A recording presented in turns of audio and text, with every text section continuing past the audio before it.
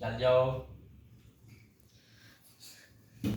Sir में तेल लगवाने से ना इसके बेशुमार फायदे हैं। दिमाग की ताकत के लिए, याददाश्त को बेहतर करने के लिए, सर का दर्द, माइग्रेन, चिड़चिड़ापन, गुस्सा, थकावट, ब्लड प्रेशर को कम करने के लिए यानी हाइपरटेंशन को कम करने के लिए जी ये, और बालों को बढ़ाने के लिए, गिरते बालों को रोकने के लिए, सर की खुश्की सिकरी को ख़त्म करने के लिए।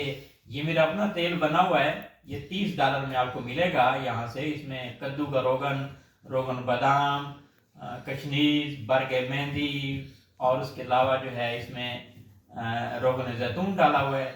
काफ़ी इसमें जड़ी बूटियाँ डाली जैसे भोकरू, शिकाकाई और छैल छबीला, हरीड़ सब्ज का पानी इसमें डाला हुआ है, फिर डाल के ये बनाया है तेल।